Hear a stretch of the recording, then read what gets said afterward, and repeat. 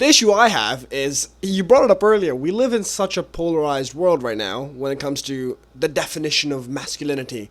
Because we've got this one very conservative red pill, the Andrew Tate, like, men have, like, shouldn't show their emotions, they should be going after women. Then we've got this very woke, liberal definition, which is basically, masculinity is a very subjective topic. It's up to one's discretion. How do you find the right balance? It's a great question, and I really think it's about trying to define what it really means to be a man, and then trying to live out the different categories. And for me, in my brain, I try to break it up into something that's almost formulaic, something that you can point to different things and mean, like, these are the different ways in which I can grow. I've really, in my experience, reading a lot of reports, listening to a lot of people speak on this matter, I really think for masculinity, it comes down to three different categories. I think it comes down to the attainment, or I would put it in three categories: resources, health, and relationships. I think focusing on trying to maximize those three things are what it really means to be a man. With resources, it's legit just money and wealth. Because we live in a democratic society, because we live in a capitalistic society, like, that is something that drives a lot of things for us. That's something that's really important we can dive into. With health, I think a core pillar of what it means to be a man is to be able to protect someone else, being big and strong, being able to, as Scott Galloway, who's someone that I love to follow and learn, an NYU professor, that's right, loves to talk about, like, you want to be big or strong enough to be able to, if shit hits the fan in a room, to be able to either kill and eat everybody or outrun them.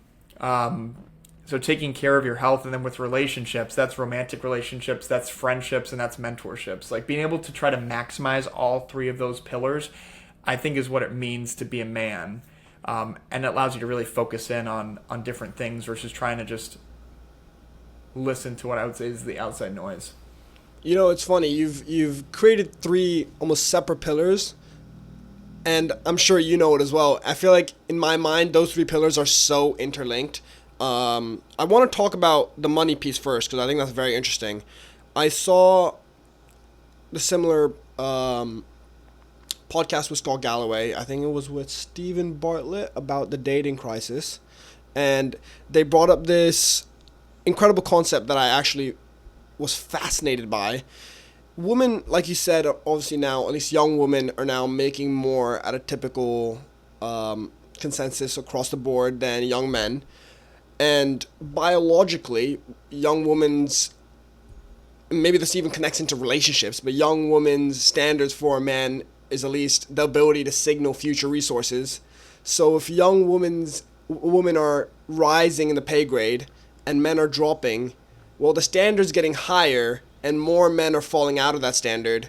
It seems like men seriously have an issue there.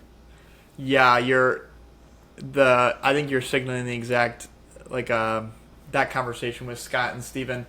In reverse order, the three things that women look for in men are: number 3, that they're caring; number 2, that they're smart; and number 1, their ability to signal resources, like you said, is the number one most important thing. And I think it shows in the data, like, 66% of women between the ages of 20 and 30 are dating or in a relationship. But only 33% of men between 20 and 30 are in a relationship. So what does that mean? That means that women are dating older men. They're looking at their current peer group and they're saying, you're not where I need you to be, and so I'm going to go up the food chain. I'm going to look into men that are in their 30s or 40s or even older, where they probably have better jobs or have better pay. They're a little bit more emotionally mature, and they've had experience with dating and with what it looks like to live in the real world, where, like, they've quite frankly matched the level that a lot of women in their 20s are looking for. And so that's, I think, what's really important for men in their 20s to really understand, is to say, okay, if you reverse engineer that, what are the things that guys in their 30s are doing that I need to be doing now so that I can be on the same level of what women are, quite frankly, looking for? And it's those three things exactly. It's the ability to signal resources, make some money, number one. But it's also these other two things. It's about being able to signal that you're smart. The number one way to do that is to be able to make a woman laugh.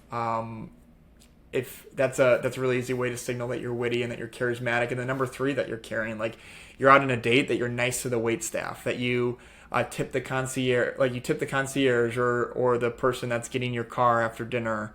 That you're kind to your parents. Like, those are big things that men can do now in their 20s to signal that they're at a mature enough level to match the standards that women need. Because quite frankly, men's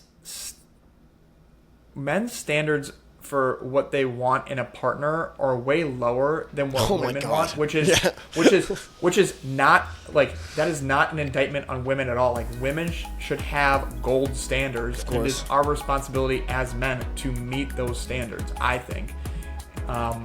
And those are the three categories that I would say are most important. Yo, if you like that, then you're gonna like this, the full episode. Come on, you know you want to click it. Come on. All right, well, if you're not going to click that, you might as well subscribe.